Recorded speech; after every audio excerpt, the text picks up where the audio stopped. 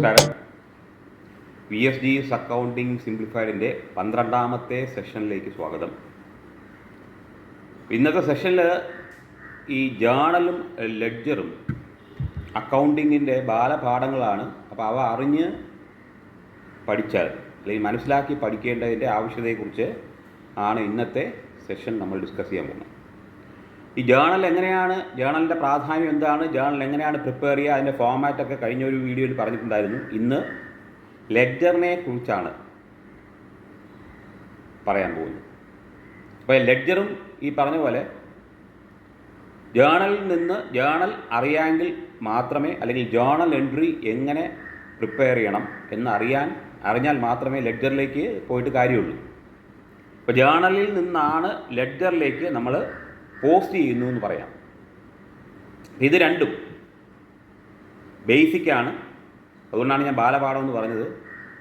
ഒരു അക്കൗണ്ടിങ് കരിയറായിട്ട് എടുക്കുന്നവർക്കായാലും ശരി തന്നെ, അത് പ്രിപ്പയർ ചെയ്യാൻ ശ്രമിക്കുന്നവർക്കായാലും ശരി തന്നെ, ഇത് രണ്ടും അറിഞ്ഞാലേ മുന്നോട്ട് പോയിട്ട് കാര്യമുള്ളൂ. അതുപോലെ തന്നെ അറിഞ്ഞ് പഠിക്കുക എന്ന് പറയുന്നതും ഒരു പ്രത്യേക കാര്യമാണ്. അതുകൊണ്ട് തന്നെ കുറച്ച് ലെഡ്ജറിനെ കുറിച്ച് പറഞ്ഞിട്ട് ഞാൻ അതിൻ്റെ ഫോമാറ്റിലേക്ക് പോകാം എന്ന് വിചാരിക്കുകയാണ്.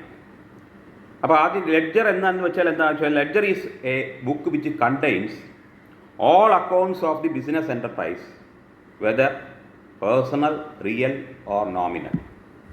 ഈ 3 അക്കൗണ്ട്, പേഴ്സണൽ, റിയൽ, നോമിനൽ, ഇതിൽ ഏതാണ് ഈ ട്രാൻസാക്ഷനിൽ വരുന്ന അക്കൗണ്ട് എന്ന് നോക്കിയിട്ടാണല്ലോ ജേണൽ എഴുതുക.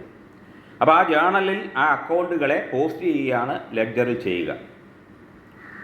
അതുപോലെ തന്നെ നമ്മുടെ LC ക്രോപ്പർ എന്ന് പറഞ്ഞൊരു വ്യക്തി ലെഡ്ജറിനെ ഡിഫൈൻ ചെയ്തിരിക്കുന്നത് ഇങ്ങനെയാണ്: The book which contains a classified and permanent record of all transactions of a business is called ledger എന്നാണ് ക്രോപ്പർ പറഞ്ഞിരിക്കുന്നത്. അപ്പോൾ ഒരു ബിസിനസ്സിൽ ഉണ്ടാകുന്ന ട്രാൻസാക്ഷൻസിനെ നമ്മൾ അക്കൗണ്ട്സുകളായിട്ട് വേർതിരിച്ചിട്ട് ആ അക്കൗണ്ടുകൾ ഒരെണ്ണത്തിന് ഡെബിറ്റ് കൊടുത്ത് മറ്റൊന്നിന് ക്രെഡിറ്റ് കൊടുത്താണ് ജേണലിൽ എഴുതുക.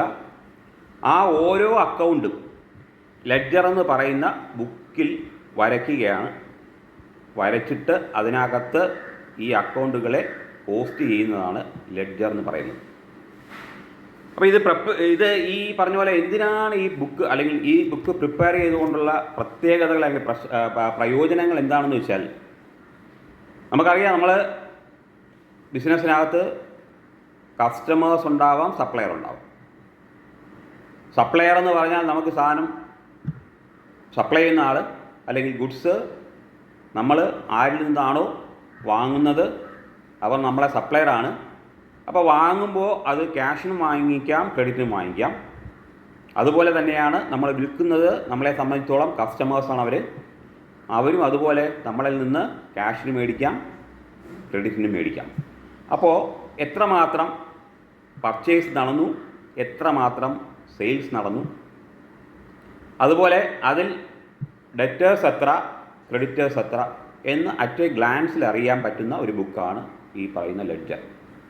അതുപോലെ തന്നെ എത്രമാത്രം എക്സ്പെൻസുകളുണ്ടായി, എത്രമാത്രം ഇൻകം ഉണ്ടായി, ഇതിൽ ഈ പറയുന്ന ഈ 3 കാര്യങ്ങൾ ഞാൻ പറഞ്ഞതിൽ തന്നെയാണ് 3 അക്കൗണ്ടുകളും ഉൾപ്പെടുക. ആദ്യത്തെ പറഞ്ഞത് ഒന്ന് ഡെറ്റേഴ്സും ക്രെഡിറ്റേഴ്സും പേഴ്സണൽ അക്കൗണ്ടിലായി വരും. പർച്ചേസ്, സെയിൽസ്, പർച്ചേസ് ചെയ്യുന്നത് ഗുഡ്സാണ്, സോൾഡ് ചെയ്യുന്നതും ഗുഡ്സാണ്. അപ്പോൾ ഗുഡ്സ് എന്ന് പറഞ്ഞാൽ റിയൽ അക്കൗണ്ടിൽ വരും. അപ്പോൾ എങ്ങനെയാണ് അത് വേർതിരിക്കുക? അതുപോലെ എക്സ്പെൻസ് ആണെങ്കിൽ നോമിനൽ അക്കൗണ്ടിൽ വരും, എക്സ്പെൻസും ആയാലും ഇൻകം ആയാലും. ഇങ്ങനെ ഈ 3 കാറ്റഗറി മാത്രമാണ് ഈ അക്കൗണ്ടിലുള്ളത്. അത് മാത്രമാണ് നമ്മൾ പോസ്റ്റ് ചെയ്യേണ്ടതും അതുപോലെ തന്നെ നമുക്കറിയേണ്ടതും. പെട്ടെന്നറിയാൻ അല്ലെങ്കിൽ പ്രത്യേകിച്ച് അറിയാൻ വേണ്ടിയിട്ട് നമ്മൾ പ്രിപ്പയർ ചെയ്യുന്ന ഒരു ബുക്കാണ് ഈ പറയുന്ന ലെഡ്ജർ. അപ്പോൾ അത് നിന്ന് തന്നെ, അതായത് പ്രധാനപ്പെട്ട ഒരു ബുക്ക് എന്നുള്ള നിലയിൽ തന്നെ ഈ ലെഡ്ജറിനെ നമുക്ക് ബുക്ക് ഓഫ് അല്ലെങ്കിൽ പ്രിൻസിപ്പൽ ബുക്ക് എന്ന് വിളിക്കാം. അതുപോലെ തന്നെ ജേണലിനെ നമ്മൾ ബുക്ക് ഓഫ് ഒറിജിനൽ എൻട്രി എന്ന് വിളിച്ചെങ്കിൽ ഇവിടെ ബുക്ക് ഓഫ് ഫൈനൽ എൻട്രി എന്ന് വിളിക്കാം. കാരണം ഇത് ലെഡ്ജറാണ്. പിന്നീട് അങ്ങോട്ട് ലെഡ്ജർ ബാലൻസുകളാണ് പിന്നീട് അങ്ങോട്ട് ട്രയൽ ബാലൻസ് പ്രിപ്പയർ ചെയ്തിട്ട് ഫൈനൽ അക്കൗണ്ടിലേക്ക് പോകുന്നത്. അപ്പോൾ ഇങ്ങനെ ഈ ജേണലിൽ നോക്കിയാൽ നമുക്ക് ഈ പറഞ്ഞ പോലെ എത്രയാണ് ഒരു മാസം എത്രമാത്രം സെയിൽ നടന്നു, ഒരു മാസം എത്ര രൂപ കിട്ടാനുണ്ട്, ഒരു മാസം എത്ര രൂപ കൊടുക്കാനുണ്ട്, ചിലവ് കൂടിപ്പോയിട്ടുണ്ടോ, അപ്പോൾ ചിലവ് കുറയ്ക്കണോ, വരുമാനമുണ്ടോ, ഇതെല്ലാം നോക്കാനായിട്ട് ജേണലിൽ പറ്റില്ല. കാരണം അവിടെ നമ്മൾ പറയാറുണ്ട് അത് ക്രോണോളജിക്കൽ ഓർഡറിലാണ് എഴുതുക, എന്ന് പറഞ്ഞാൽ ഡേറ്റ് വൈസ് നടക്കുന്നത് അതേപോലെ ആ ദിവസം എഴുതി പോകുന്നതാണ് ജേണൽ. അവിടെ എല്ലാം ഇങ്ങനെ ഡേറ്റ് വൈസ് എന്ന് പറഞ്ഞാൽ 5-ാം തീയതി നടക്കുന്ന പർച്ചേസും 10-ാം തീയതി നടക്കുന്ന പർച്ചേസും കാണും. അതുകൊണ്ട് എത്രമാത്രം പർച്ചേസ് ആ മാസം നടന്നു എന്നറിയാനായിട്ട് ബുദ്ധിമുട്ടാണ്. അത് ഒഴിവാക്കാൻ വേണ്ടിയിട്ടാണ് നമ്മൾ ഈ പറഞ്ഞ പോലെ പർച്ചേസിന് മാത്രമായിട്ട് ഒരു കോളം അല്ലെങ്കിൽ പർച്ചേസ് അക്കൗണ്ടിന് മാത്രമായിട്ട് ഒരു പേജ് ലെഡ്ജറിൽ കൊടുക്കുന്നത്. അപ്പോൾ എത്രമാത്രം പർച്ചേസ്, അതുപോലെ തന്നെ സെയിൽ, ഇത് പറഞ്ഞ പോലെ പേഴ്സണൽ അക്കൗണ്ട്, ഡെറ്റേഴ്സ്, ക്രെഡിറ്റേഴ്സ് എല്ലാം ഒറ്റ ഗ്ലാൻസിൽ ഒറ്റയടിക്ക് നോക്കിയാൽ അറിയാൻ പറ്റുന്ന ഒരു ബുക്കാണ് ഈ ലെഡ്ജർ. അപ്പോൾ ജേണലിൻ്റെ ഗുണം വേറൊരെണ്ണം, അതുപോലെ ലെഡ്ജറിന് മറ്റൊരു അഡ്വാൻറ്റേജ് ആണ് ഉള്ളത്. അതുകൊണ്ട് തന്നെ നമുക്ക് ലെഡ്ജറിനെ പ്രിൻസിപ്പൽ ബുക്ക് എന്ന് വിളിച്ചു. അപ്പോൾ അതുപോലെ തന്നെ സപ്ലയർ നമുക്ക് ഏതൊക്കെയോ ഡേറ്റിൽ നമുക്ക് സപ്ലൈ ചെയ്തിട്ടുണ്ടാവും സാധനങ്ങൾ. അതുപോലെ നമ്മൾ ഗുഡ്സ് വിറ്റത്, കടത്തിന് വിറ്റതാണെങ്കിലും ഒരുപാട് ഡേറ്റുകളിൽ അങ്ങനെ അതെല്ലാം ജേണലിൽ കാണുമെങ്കിലും ഒരു മാസം എത്ര മാത്രം എന്നറിയണത് ഈ പറയുന്നത് ലെഡ്ജർ പ്രിപ്പയർ ചെയ്യുക അല്ലെങ്കിൽ ലെഡ്ജർ അക്കൗണ്ട്സ് പ്രിപ്പയർ ചെയ്യുക വഴിയാണ്. അപ്പോൾ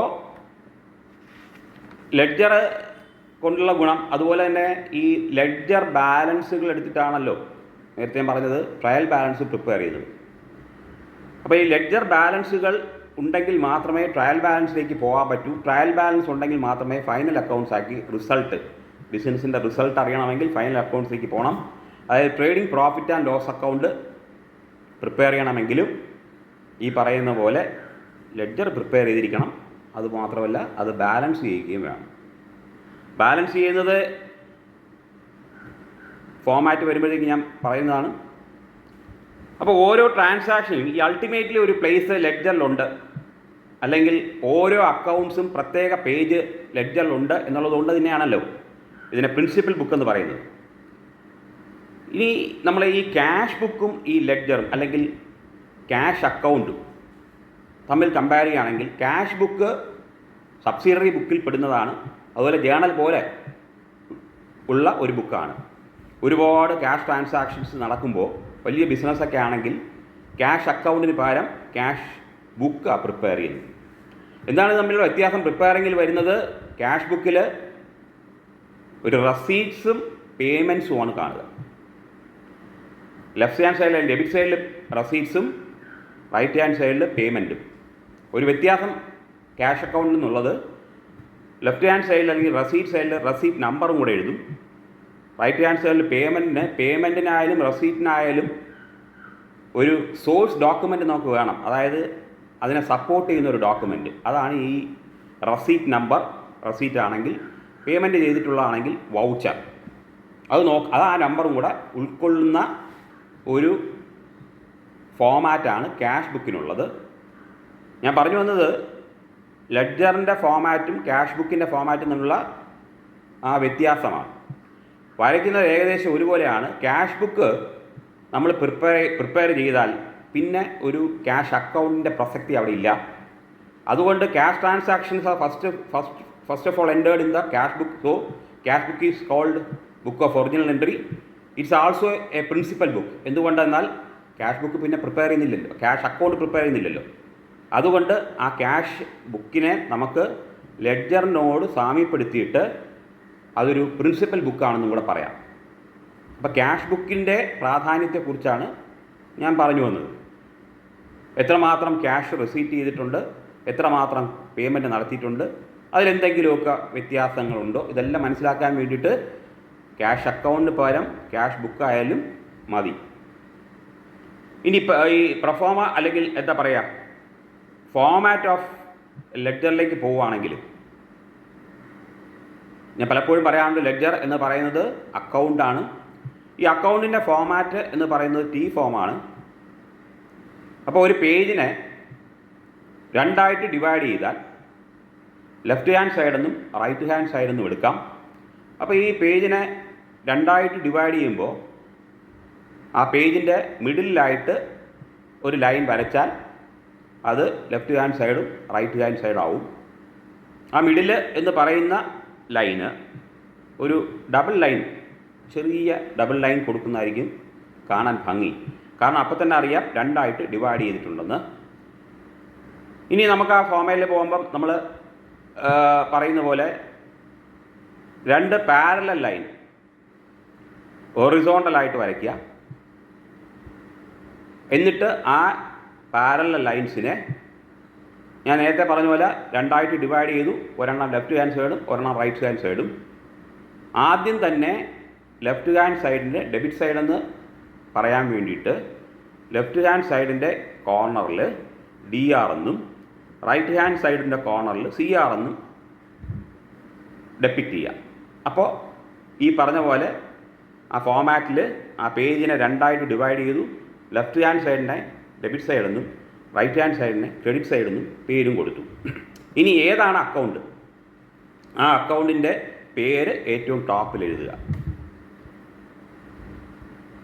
ഇത്രയും ആയി കഴിഞ്ഞതിന് ശേഷം ലെഫ്റ്റ് ഹാൻഡ് സൈഡിനെ നമ്മൾ 4ആയിട്ട് ഡിവൈഡ് ചെയ്യും. ആദ്യത്തെ കോളം ഡേറ്റ് കോളം, രണ്ടാമത്തെ കോളം പർട്ടിക്കുലേഴ്സ് കോളം, മൂന്നാമത്തെ കോളം ജേണൽ ഫോളിയോ കോളം. ലെഡ്ജറിൽ ജേണൽ ഫോളിയോയും ജേണലിൽ ലെഡ്ജർ ഫോളിയോയും കാണുക. എന്ന് പറഞ്ഞാൽ ജേണലിൽ ഈ പറയുന്ന അക്കൗണ്ട് ഏത് പേജിൽ വരും എന്നറിയാൻ ജേണൽ ഫോളിയോ. പിന്നെ എമൗണ്ട് കോളം, ഇത് ലെഫ്റ്റ് ഹാൻഡ് സൈഡ്. ഇതേപോലെ ആവർത്തിക്കണം റൈറ്റ് ഹാൻഡ് സൈഡിലും. അതായത് date column, particulars column, journal folio column, പിന്നെ എമൗണ്ട് കോളം. അപ്പോൾ ഡെബിറ്റ് ചെയ്യേണ്ട എമൗണ്ട് ലെഫ്റ്റ് ഹാൻഡ് സൈഡിലും എമൗണ്ട് കോളത്തിലും, റൈറ്റ് സൈഡിൽ ക്രെഡിറ്റ് ചെയ്യേണ്ട എമൗണ്ടും. അതുപോലെ എങ്ങനെയാണ് പോസ്റ്റ് ചെയ്യേണ്ടത് എന്നുള്ളതും വളരെ ഇമ്പോർട്ടൻ്റ് ആണ്. അപ്പോൾ ഫോമാറ്റ് ആദ്യം മനസ്സിലാക്കി അതിൻ്റെ പ്രാധാന്യത്തെക്കുറിച്ച് അറിഞ്ഞ് പിന്നെ ഈ പറയുന്നത് പോലെ വരയ്ക്കുന്നതാണ്. സാധാരണ +1 +2 കുട്ടികൾ നേരെ പോവും, അതിൻ്റെ ഫോമാറ്റിലേക്ക് പോവും. എന്താണ് അതിൻ്റെ ഉദ്ദേശം, ആ എഴുതുന്നതിൻ്റെ പ്രത്യേകത എന്താണ്, ഇത് മനസ്സിലാക്കി വേണം എന്താ പറയുക വരയ്ക്കാനായിട്ട്, അല്ലെങ്കിൽ വരയ്ക്കാൻ തുടങ്ങാനായിട്ട് എന്ന് ഓർമ്മിപ്പിക്കുകയാണ് ഞാൻ ഈ സെഷനിലൂടെ ചെയ്യാറ്. അപ്പോൾ നമ്മൾ ഈ കഴിഞ്ഞ വീഡിയോയിൽ ജേണൽ എൻട്രി അല്ലെങ്കിൽ ജേണലിലേക്ക് ട്രാൻസാക്ഷൻസ് എൻട്രി ചെയ്യാൻ വേണ്ടിയിട്ട് ഞാൻ ഒരു 3-4 ട്രാൻസാക്ഷൻസ് എടുത്തിട്ടുണ്ടായിരുന്നു. ആ വീഡിയോ കണ്ടവർക്കതറിയാം. അപ്പോൾ അതേ ട്രാൻസാക്ഷൻസ് തന്നെ അല്ലെങ്കിൽ അതേ ജേണലിൽ നിന്ന് എങ്ങനെയാണ് ഈ പറയുന്ന പ്രിൻസിപ്പൽ ബുക്കിലേക്ക് ലെഡ്ജറിലേക്ക് പോസ്റ്റിംഗ് നടത്തുക എന്ന് നോക്കാം. ഞാൻ അന്ന് അത് പറഞ്ഞതിൻ്റെ ആദ്യത്തെ ട്രാൻസാക്ഷൻ ഇതായിരുന്നു. അതൊരു കമ്പനിയുടെ പേരുണ്ടായിരുന്നു, സിയാറാം ആൻഡ് സൺസ് എന്നായിരുന്നു കമ്പനിയുടെ പേര്. അവർ സ്റ്റാർട്ട് ചെയ്തു ബിസിനസ് വിത്ത് ക്യാഷ്. 50,000 റുപ്പീസ് ഉണ്ടായിരുന്നു ട്രാൻസാക്ഷൻ. ആ ട്രാൻസാക്ഷനെ ജേണൽ എൻട്രി ആക്കിയത് 2 ആസ്പെക്റ്റുകൾ എടുത്തു. അത് ക്യാഷും ക്യാപിറ്റലും ആയിരുന്നു. ക്യാഷ് വാട്ട് കംസ് ഇൻ അല്ലെങ്കിൽ റിയൽ അക്കൗണ്ട് ആയതുകൊണ്ട് ക്യാഷിന് നമ്മൾ ഡെബിറ്റ് കൊടുത്തു.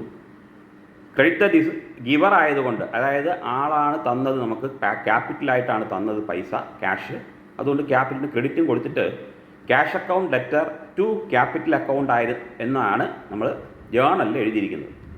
എമൗണ്ട് കോളത്തിൽ 50,000 റുപ്പീസ്. ഇതെങ്ങനെ ലെഡ്ജറിലേക്ക് പോസ്റ്റ് ചെയ്യാമെന്ന് വെച്ചാൽ ഇവിടെ തന്നെ നമുക്ക് നോക്കാം. 2 അക്കൗണ്ട്, ഒന്ന് ക്യാഷ് അക്കൗണ്ടും മറ്റൊന്ന് ക്യാപിറ്റൽ അക്കൗണ്ടും. ഈ 2 അക്കൗണ്ടും ലെഡ്ജർ എന്ന് പറയുന്ന ബുക്കിലേക്ക് വരയ്ക്കുക. ആദ്യം ഞാൻ നേരത്തെ പറഞ്ഞ ഫോമാറ്റിലേക്ക് ആ ഫോമാറ്റിൽ വരയ്ക്കണം. ഇപ്പോൾ ഫോമാറ്റിൽ ഒരു ലെഫ്റ്റ് ഹാൻഡ് സൈഡുണ്ട്, അത് ഡെബിറ്റ് സൈഡും, റൈറ്റ് ഹാൻഡ് സൈഡുണ്ട്, അത് ക്രെഡിറ്റ് സൈഡും. ഇനി എങ്ങനെയാണ് പോസ്റ്റ് ചെയ്യുന്നത് വെച്ചാൽ ഇവിടെ ജേണലിൽ ആദ്യം പറഞ്ഞു നോക്കണം. Cash account debtor to capital account എന്നാണ്. അപ്പോൾ ക്യാഷ് അക്കൗണ്ടാണ് ആദ്യത്തെ അക്കൗണ്ട്. അതിൽ ലെഫ്റ്റ് ഹാൻഡ് സൈഡിൽ ഡേറ്റ് എഴുതണം. ഡേറ്റ് 2017 വർഷം April 1 ആയിരുന്നു ആ ഡേറ്റ്. അപ്പോൾ ഡേറ്റ് കോളത്തിൽ ഈ ഫോമാറ്റിൽ തന്നെ ഡേറ്റ് എഴുതി. ഇനി ഇവിടെ ക്യാപിറ്റൽ അക്കൗണ്ട് ലെറ്റർ ടു, അപ്പോൾ ക്യാപിറ്റൽ അക്കൗണ്ട് ആണെങ്കിൽ cash account debtor to capital account എന്നാണ് ജേണലിൽ. അപ്പോൾ ക്യാഷ് അക്കൗണ്ട് ആണെങ്കിൽ cash account debtor to capital account എന്ന് ലെഫ്റ്റ് ഹാൻഡ് സൈഡിൽ എഴുതണം. ടു എന്ന് പറയുന്ന പ്രിഫിക്സോട് കൂടി വേണം എഴുതാൻ. അപ്പോൾ cash account debtor to capital account എന്ന് പറഞ്ഞാൽ ക്യാഷ് അക്കൗണ്ടിൽ ഡെബിറ്റ് സൈഡിൽ ഒരു എൻട്രി പോസ്റ്റിംഗ് ആയി. അത് ടു ക്യാപിറ്റൽ അക്കൗണ്ട് എന്നാണ് എൻട്രി ചെയ്തത് അല്ലെങ്കിൽ പോസ്റ്റ് ചെയ്തത്. ഇപ്പോൾ തന്നെ വീണ്ടും അടുത്ത ക്യാപിറ്റൽ അക്കൗണ്ട് വരയ്ക്കണം, അല്ലെങ്കിൽ ഒരു ക്യാപിറ്റൽ അക്കൗണ്ടും ക്യാഷ് അക്കൗണ്ട് ആദ്യം വരച്ചിട്ടാണ് പോസ്റ്റ് ചെയ്യേണ്ടത്. അപ്പോൾ ഇനി ഒരു ക്യാപിറ്റൽ അക്കൗണ്ടിലുണ്ട്. ഈ ക്യാപിറ്റൽ അക്കൗണ്ടിൽ ഡെബിറ്റ് ചെയ്ത, അതായത് ബൈ ക്യാഷ് അക്കൗണ്ട് എന്ന് പോസ്റ്റ് ചെയ്യണം. ബൈ എന്ന് പറയുന്ന പ്രിഫിക്സോട് കൂടി ക്രെഡിറ്റ് സൈഡിൽ, ക്യാപിറ്റൽ അക്കൗണ്ടിൻ്റെ ക്രെഡിറ്റ് സൈഡിൽ ബൈ ക്യാഷ് എന്ന് പോസ്റ്റ് ചെയ്യണം. അപ്പോൾ ആദ്യത്തെ ജേർണൽ എൻട്രി പോസ്റ്റിംഗ് കഴിഞ്ഞു. അപ്പോൾ ഇങ്ങനെ ഓരോരോ ജേർണൽ എൻട്രി നോക്കിയിട്ട് ഈ ക്യാഷ് അക്കൗണ്ട് വീണ്ടും ആവർത്തിക്കുകയാണെങ്കിൽ ഒരു ക്യാഷ് അക്കൗണ്ട് വരയ്ക്കേണ്ട, നേരത്തെ വരച്ച ക്യാഷ് അക്കൗണ്ടിൽ തന്നെ പോസ്റ്റ് ചെയ്യണം. അതാണ് ഈ ലെഡ്ജറിൻ്റെ പ്രാധാന്യം. പല പല ഡേറ്റിൽ നടന്ന ക്യാഷ് ട്രാൻസാക്ഷൻസ് പിന്നെ ഒരു ക്യാഷ് അക്കൗണ്ട് വരയ്ക്കേണ്ട ആവശ്യമില്ല. നേരത്തെയുള്ള ക്യാഷ് അക്കൗണ്ടിൽ തന്നെ എൻട്രി ചെയ്ത് അല്ലെങ്കിൽ പോസ്റ്റ് ചെയ്ത് പോയാൽ മതി. ക്യാപിറ്റൽ അക്കൗണ്ടിൽ പിന്നെ എൻട്രി വരുന്നത് പിന്നെ ക്യാപിറ്റൽ കൊണ്ടുവരുമ്പോൾ മാത്രമാണ്. പക്ഷേ എന്നാൽ ക്യാഷ് അക്കൗണ്ട് അങ്ങനെയല്ല. ക്യാഷ് ഇല്ലാതെ ഒരു ബിസിനസ് മുന്നോട്ട് പോകില്ല. പിന്നെ ഞാൻ നേരത്തെ പറഞ്ഞ പോലെ ക്യാഷ് ബുക്കാണ് നമ്മൾ പ്രിപ്പയർ ചെയ്തതെങ്കിൽ ഈ ക്യാഷ് അക്കൗണ്ട് ആവശ്യമില്ല. പക്ഷെ അവിടെ ഇത് ക്യാഷായിട്ട് ബിസിനസ്സിലേക്ക് വന്നതുകൊണ്ട് റെസീറ്റാണ്. അപ്പോൾ റെസീറ്റ് സൈഡിൽ എഴുതണം. അവിടെ ടു ക്യാപിറ്റൽ അക്കൗണ്ട് എന്ന് എഴുതിയാൽ മതി ക്യാഷ് ബുക്കിൽ. അങ്ങനെ ക്യാഷ് അക്കൗണ്ടും ക്യാപിറ്റൽ അക്കൗണ്ടും നമ്മൾ പോസ്റ്റ് ചെയ്ത് കഴിഞ്ഞു. ഇനി അന്ന് ഉള്ള രണ്ടാമത്തെ ട്രാൻസാക്ഷൻ എന്ന് പറയുന്നത് ഏപ്രിൽ 2-ാം തീയതി ആയിരുന്നു. പർച്ചേസ്ഡ് ഗുഡ്സ് ഫോർ ക്യാഷ് 20,000 എന്നായിരുന്നു ട്രാൻസാക്ഷൻ. അപ്പോൾ ആ ട്രാൻസാക്ഷനിൽ ഇപ്പോൾ പറഞ്ഞ പോലെ 2 ആസ്പെക്റ്റുകളുണ്ട്. അത് ഒരെണ്ണം പർച്ചേസസ് അക്കൗണ്ട് ആയിരുന്നു, മറ്റൊന്ന് ക്യാഷ് അക്കൗണ്ട് ആയിരുന്നു. പോസ്റ്റിംഗ് നോക്കാം. ക്യാഷ് അക്കൗണ്ടും പർച്ചേസസ് അക്കൗണ്ടുമാണ് 2 അക്കൗണ്ടുകൾ ഇപ്പോൾ വന്നിട്ടുള്ളത്. അതിൽ ക്യാഷ് അക്കൗണ്ട് നമ്മളിൽ ഓൾറെഡി ഉണ്ട്. ഇനി ഒരു പർച്ചേസസ് അക്കൗണ്ടും കൂടെ വരയ്ക്കണം. പർച്ചേസ് അക്കൗണ്ട് ഞാൻ നേരത്തെ പറഞ്ഞ പോലെ അല്ല, ഒരു മാസം എത്രമാത്രം പർച്ചേസ് ചെയ്യുന്നു ഒറ്റ ഗ്ലാൻസിൽ അറിയണമെങ്കിൽ ഈ ലെഡ്ജർ നോക്കിയാലേ അറിയാൻ പറ്റും. അപ്പോൾ പർച്ചേസസ് അക്കൗണ്ടിൽ എങ്ങനെ പോസ്റ്റ് ചെയ്യും? അതിലും ഈ പറഞ്ഞ പോലെ left hand side debit side, right hand side credit side. ഏതാണോ ക്രെഡിറ്റ് ചെയ്തത് അത് ടു എന്ന് പറയുന്ന പ്രിഫിക്സോട് കൂടിയിട്ട് ഡെബിറ്റ് സൈഡിൽ എഴുതണം. ജേണലിൽ ഏത് അക്കൗണ്ടിനെയാണോ ക്രെഡിറ്റ് ചെയ്തത് അതിനെ ടു എന്ന് പറയുന്ന പ്രിഫിക്സോട് കൂടിയിട്ട് ഡെബിറ്റ് സൈഡിൽ എഴുതണം. ഇപ്പോൾ പർച്ചേസസ് അക്കൗണ്ട് ആണെങ്കിൽ purchases account debtor to cash account എന്ന് എഴുതണം. ഇവിടെ അതേ സമയം ക്യാഷ് അക്കൗണ്ടിൽ അപ്പം തന്നെ പോകണം. അത് മാറ്റി വയ്ക്കേണ്ട. പിന്നെ എന്ന് പറഞ്ഞാൽ അത് പിന്നെ ഓർക്കൂല. അപ്പോൾ ഓരോ 2 അക്കൗണ്ട് എടുത്താൽ 2 അക്കൗണ്ട് അപ്പം തന്നെ പോസ്റ്റ് ചെയ്യണം. അപ്പോൾ ഇവിടെ പർച്ചേസ് അക്കൗണ്ടിൽ ടു ക്യാഷ് എന്ന് പോസ്റ്റ് ചെയ്തതുപോലെ ക്യാഷ് അക്കൗണ്ടിൽ ബൈ എന്ന് പറയുന്ന പ്രിഫിക്സോടുകൂടി ഡെബിറ്റ് ചെയ്ത അക്കൗണ്ട് എഴുതണം. എന്ന് പറഞ്ഞാൽ ബൈ പർച്ചേസസ് അക്കൗണ്ട് എന്ന് വേണം എഴുതാൻ. എമൗണ്ട് കോളത്തിൽ 20,000 രൂപ അത് ക്രെഡിറ്റ് സൈഡിലും, നേരത്തെ പറഞ്ഞ ക്യാപിറ്റലായി കൊണ്ടുവന്ന 50,000 രൂപ ക്യാഷ് അക്കൗണ്ടിൽ ഡെബിറ്റ് സൈഡിലും ഉണ്ടാവും. അപ്പോൾ എമൗണ്ട് കോളം ഇപ്പോൾ ക്യാഷ് അക്കൗണ്ട് നോക്കുകയാണെങ്കിൽ cash account debtor to capital എന്ന് പറഞ്ഞ 50,000 purchases account debtor to cash എന്ന് പറഞ്ഞ 20,000 രൂപ ക്രെഡിറ്റിലും കാണും. അപ്പോൾ നമ്മൾ ഈ സാധാരണ ഒരു ആൾക്കാർ മനസ്സിലാക്കിയിരിക്കുന്ന പോലെ 50,000 രൂപ നമ്മുടെ കയ്യിൽ കിട്ടിയതിൽ 20,000 രൂപ പ്രോഡക്റ്റ് മേടിക്കാൻ ചിലവായി, ബാക്കി 30,000 രൂപ കയ്യിലുണ്ടെന്ന് ഈ ക്യാഷ് അക്കൗണ്ടിൽ നിന്ന് മനസ്സിലായി. വലിയ കാര്യമൊന്നുമല്ല. പക്ഷേ അത് എഴുതേണ്ട ഒരു ഫോമാറ്റിൽ എഴുതണം എന്ന് മാത്രമാണ് അക്കൗണ്ടിൽ പറയുന്നത്. 50,000 രൂപ കയ്യിൽ വന്നതിൽ നിന്ന് 20,000 രൂപ ചിലവാക്കി ബാക്കി 30,000 രൂപ ഉണ്ട് എന്ന് മനസ്സിലാക്കാൻ ഈ പറഞ്ഞ പോലെ ലെഡ്ജർ എന്ന് പറയുന്ന ഫോമാറ്റ് ഉപകരിക്കുന്നു എന്ന് മാത്രമേ ഇതിനകത്തുള്ളൂ. ഇത് മനസ്സിലാക്കിയാൽ ഇതിനകത്ത് ഒന്നുമില്ല. അപ്പോൾ ഇപ്പോൾ പർച്ചേസസ് അക്കൗണ്ടായി ഒരു ക്യാപിറ്റൽ അക്കൗണ്ട് ഉണ്ട്, ഒരു ക്യാഷ് അക്കൗണ്ടും ഉണ്ട്. അങ്ങനെ പർച്ചേസസ് അക്കൗണ്ട് വഴി നമ്മൾ റിയൽ അക്കൗണ്ടും ലെഡ്ജറിലേക്ക് പോസ്റ്റ് ചെയ്തു. ക്യാഷ് അക്കൗണ്ട് എന്ന് പറയുന്നതും റിയൽ അക്കൗണ്ടാണ് പോസ്റ്റ് ചെയ്തു. പിന്നെ ക്യാപിറ്റൽ അക്കൗണ്ട് എന്ന് പറയുന്നത് ഞാൻ നേരത്തെ പറഞ്ഞ പോലെ അത് പേഴ്സണൽ അക്കൗണ്ടാണ്, അതും വരച്ചു. ഇനി ഇതിനകത്ത് വരാൻ സാധ്യതയുള്ളത് ഏതെങ്കിലും വ്യക്തിയുടെ അക്കൗണ്ടാണ്. അപ്പം ഞാൻ പറഞ്ഞു വരുന്നത് പോലെ വ്യക്തികൾ വരണത് എപ്പോഴാണെന്ന് വെച്ചാൽ ക്രെഡിറ്റ് പർച്ചേസ് നടക്കുമ്പോഴോ ക്രെഡിറ്റ് സെയിൽസ് നടക്കുമ്പോഴോ ആണ്. അപ്പോൾ അങ്ങനെ ഒരു ട്രാൻസാക്ഷനിലേക്ക് നമ്മൾ പോയാൽ, ജേണലിലുള്ള ഒരു ട്രാൻസാക്ഷൻ ഏപ്രിൽ 5-ാം തീയതി ആയിരുന്നു. അത് പർച്ചേസ്ഡ് ഗുഡ്സ് ഫ്രം സുഭാഷ് എന്നായിരുന്നു ആ ജേണൽ എൻട്രി. ജേണൽ എൻട്രിയുടെ ട്രാൻസാക്ഷൻ ജേണൽ എൻട്രി ഇതായിരുന്നു: purchases account debtor to Subhash എന്നാണ്. പൈസ കൊടുത്ത് ഗുഡ്സ് മേടിക്കുന്നതിന് പകരം സുഭാഷിൻ്റെ കയ്യിൽ നിന്ന് ക്രെഡിറ്റിന് വാങ്ങിച്ചു. അതുകൊണ്ടാണ് സുഭാഷിൻ്റെ പേര് കൊണ്ടുവന്നത്. അപ്പോൾ ക്രെഡിറ്റ് മേടിക്കുമ്പോൾ എപ്പോഴും ക്രെഡിറ്റിന് മേടിക്കുമ്പോൾ നമ്മൾ വാങ്ങിക്കുമ്പോൾ ഒരു ക്രെഡിറ്ററാണ് ഫോം ചെയ്യുന്നതെന്ന് പല പ്രാവശ്യം പറഞ്ഞിട്ടുണ്ട്. അപ്പോൾ ആർക്കാണ് പൈസ കൊടുക്കേണ്ടത് എന്നറിയണമെങ്കിൽ ആ അക്കൗണ്ട് ലെഡ്ജറിലുണ്ടാവണം. He is a creditor. Purchases account ഇനി വരയ്ക്കേണ്ട കാര്യമില്ല, കാരണം പർച്ചേസ് അക്കൗണ്ട് ഓൾറെഡി അവിടെ ഉണ്ട്. അപ്പോൾ ക്യാഷിനല്ല വാങ്ങിച്ചത്, അതുകൊണ്ട് purchases account debtor to Subhash എന്നായിരുന്നു ജേണൽ എൻട്രി. അപ്പോൾ നേരെ പർച്ചേസസ് അക്കൗണ്ടിൽ പോയിട്ട് ടു സുഭാഷ് എന്ന് ഡെബിറ്റ് സൈഡിൽ 2 എന്ന് പറയുന്ന പ്രിഫിക്സോട് കൂടി അത് പോസ്റ്റ് ചെയ്താൽ മതി. എമൗണ്ട് 12,000 രൂപ, 12,000 റുപ്പീസാണ് മേടിച്ചതെന്ന് പറഞ്ഞു. അതേപോലെ തന്നെ സുഭാഷിൻ്റെ അക്കൗണ്ട് വരയ്ക്കണം. ഇപ്പോൾ ഇല്ല, സുഭാഷ് ഒരു ക്രെഡിറ്ററാണ്. സുഭാഷ് എന്ന് അക്കൗണ്ട് എന്ന് എഴുതാറില്ല, സുഭാഷ് എന്ന് മാത്രം മതിയാവും. അതിൽ പോസ്റ്റ് ചെയ്യേണ്ടത് എങ്ങനെയെന്ന് വെച്ചാൽ, അയാൾ ക്രെഡിറ്ററാണല്ലോ, പുള്ളി ക്രെഡിറ്ററല്ലേ, അതുകൊണ്ട് ബൈ പർച്ചേസസ്. നോക്കൂ, ജേണൽ എൻട്രി പോസ്റ്റ് ചെയ്തത് നമ്മൾ ആദ്യം purchase account debtor to Subhash എന്നായതുകൊണ്ടാണ് ടു സുഭാഷ് എന്ന് പർച്ചേസ് അക്കൗണ്ടിൽ പോസ്റ്റ് ചെയ്തത്. അതേപോലെ ഡെബിറ്റ് ചെയ്ത എമൗണ്ട് സുഭാഷിൻ്റെ അക്കൗണ്ടിൽ ക്രെഡിറ്റ് സൈഡിലും എഴുതണം. ബൈ പർച്ചേസസ് എന്ന് എഴുതിയാൽ മതി. അത് 12,000 രൂപ. ഇപ്പോൾ സുഭാഷ് എന്ന് പറയുന്ന ആൾ ക്രെഡിറ്ററായി മാറി. സുഭാഷിന് 12,000 രൂപ ക്രെഡിറ്ററായതുകൊണ്ട് കൊടുക്കാനുണ്ടെന്നും ക്ലിയറായി. അപ്പോൾ അതേപോലെ ഇതുപോലെയാണ് ക്രെഡിറ്റർ. ഇനി സെയിൽ നടക്കുമ്പോൾ ക്യാഷ് നടക്കുന്നില്ല, അത് ക്രെഡിറ്റിനാണ് നടക്കുന്നതെങ്കിൽ ഒരു ഡെറ്റർ ആകുക, ഫോം ചെയ്യുക എന്ന് പറഞ്ഞാൽ നമുക്ക് പൈസ തരാനുള്ള ആൾ. അപ്പോൾ അതിനന്ന് ഒരു എന്താ പറയുക, ഒരു ട്രാൻസാക്ഷൻ നമ്മളെടുത്തത് സോൾഡ് ഗുഡ്സ് ടു മഹേഷ് എന്നാണ്. ഒരു 15,000 രൂപ, 15,000 റുപ്പീസ് ഓൺ ക്രെഡിറ്റ് എന്ന് പറയാൻ വേണമെങ്കിൽ.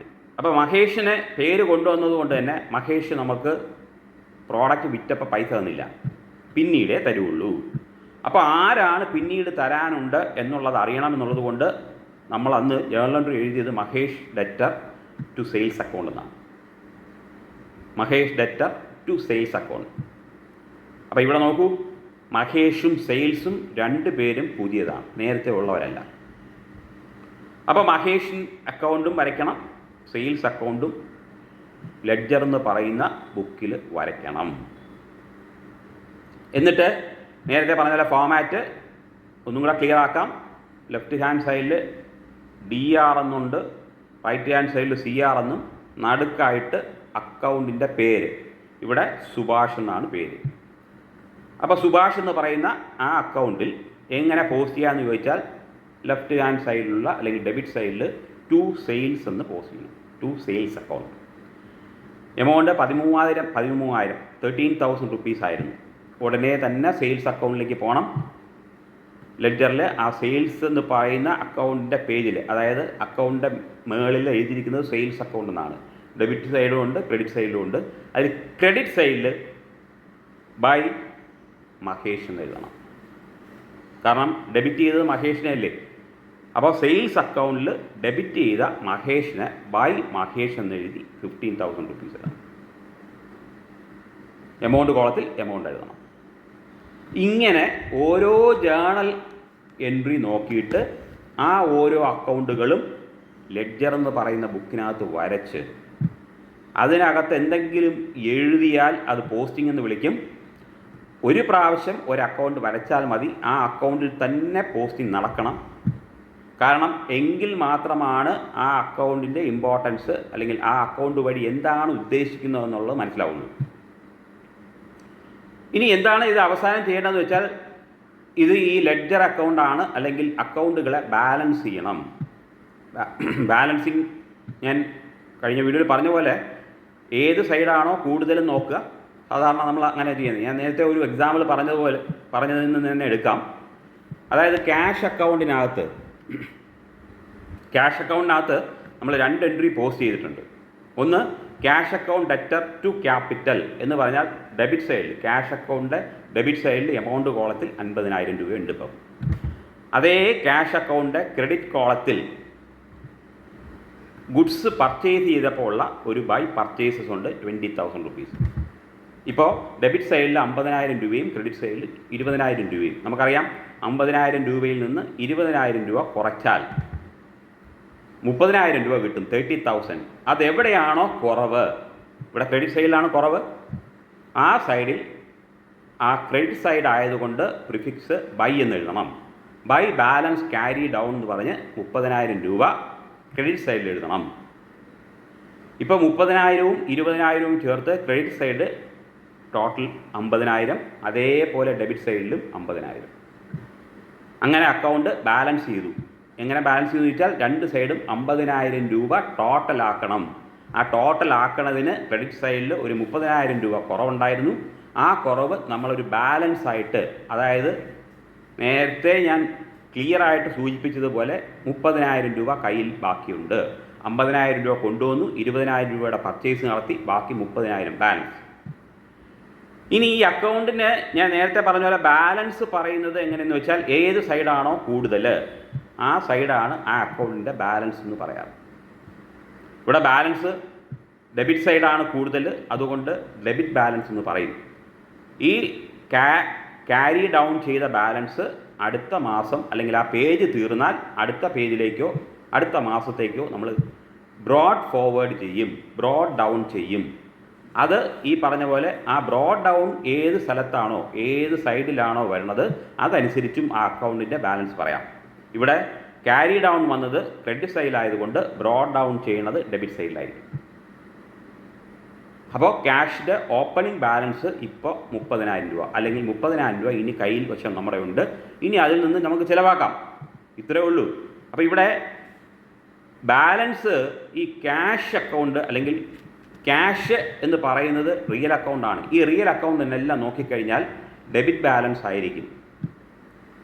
അങ്ങനെയാണെങ്കിൽ പേഴ്സണൽ അക്കൗണ്ട് പറയുകയാണെങ്കിൽ ഒരാൾ ഡെറ്റർ ആവാം, മറ്റൊരാൾ ക്രെഡിറ്റർ ആവാം.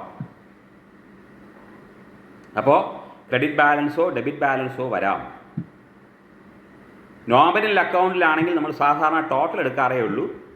ഇപ്പോൾ നോമിനൽ അക്കൗണ്ടിൽ ഒരു ട്രാൻസാക്ഷൻ പോസ്റ്റ് ചെയ്യുന്ന നോക്കാം. അപ്പോൾ അന്ന് തന്നെ പറഞ്ഞത് വേജസ് പെയ്ഡ് എന്നാണ് ഒരു ജേർണൽ എൻട്രി പറഞ്ഞു. പെയ്ഡ് വേജസ്, ജേർണൽ എൻട്രി അല്ല, ട്രാൻസാക്ഷൻ 500 റുപ്പീസ് എന്ന് പറഞ്ഞു. ഡേറ്റ് പറഞ്ഞത് ഏപ്രിൽ 27-ാം തീയതിയാണ്, 27-ാം തീയതി. അപ്പോൾ ഈ വേജസ് നമുക്കറിയാം, വേജസ് ക്യാഷായിട്ടേ കൊടുക്കുള്ളൂ ഉള്ളതുകൊണ്ട് നമ്മൾ ആ ട്രാൻസാക്ഷനെ 2 അക്കൗണ്ടുകളാക്കി മാറ്റിയത് വേജസും ക്യാഷുമാണ്. അപ്പോൾ wages account debtor to cash എന്നാണ് ജേർണൽ എൻട്രി. അപ്പോൾ നമുക്കറിയാം ക്യാഷ് അക്കൗണ്ട് ഇനി വരയ്ക്കേണ്ട, ക്യാഷ് അക്കൗണ്ട് ഓൾറെഡി ഉണ്ട്, ഒരു വേജസ് അക്കൗണ്ട് മാത്രം വരച്ചാൽ മതി. വേജസ് അക്കൗണ്ട് വരച്ചിട്ട് ടു ക്യാഷ് എന്ന് പോസ്റ്റ് ചെയ്യണം. അപ്പോൾ ഡേറ്റ് കോളത്തിൽ 2017 എന്നുള്ള ഡേറ്റ് വർഷം നേരത്തെ ഉണ്ട്, ഏപ്രിൽ എന്നുള്ളത് കൊണ്ടുകൊണ്ട് ഡോട്ട് ഇട്ട് പോയാൽ മതി എന്ന് ഞാൻ പറഞ്ഞിരുന്നു. 27 ഡേറ്റ് എഴുതുക, എന്നിട്ട് ഡെബിറ്റ് സൈഡിൽ ടു ക്യാഷ് എന്ന് പോസ്റ്റ് ചെയ്യുക. ഏതിൻ്റെ അക്കൗണ്ടാണ്? വേജസ് അക്കൗണ്ടിൽ. അതേപോലെ ക്യാഷ് അക്കൗണ്ടിൽ ബൈ വേജസ് എന്നും പോസ്റ്റ് ചെയ്യണം. അപ്പോൾ അത് നോമിനൽ അക്കൗണ്ടിങ്ങിൻ്റെ പോസ്റ്റിംഗ് ആയി. ഇങ്ങനെ ജേണൽ നോക്കിയിട്ട് ഓരോ അക്കൗണ്ടുകളും ലെഡ്ജർ എന്ന് പറയുന്ന ബുക്കിനകത്ത് വരച്ച് പോസ്റ്റിംഗ് എങ്ങനെ ചെയ്യണം, അത് ഏത് രീതിയിൽ മനസ്സിലാക്കി ചെയ്യാം എന്ന് ഒരു ശ്രമം ആണ് ഞാൻ ഈ വീഡിയോ വഴി ചെയ്തത്. അപ്പോൾ വീണ്ടും സബ്സ്ക്രൈബ് ചെയ്തിട്ടുള്ള എല്ലാവർക്കുമുള്ള നന്ദി അറിയിച്ചുകൊണ്ട് ഇന്നത്തെ വീഡിയോ ഞാനിവിടെ അവസാനിപ്പിക്കുകയാണ്. Thank you.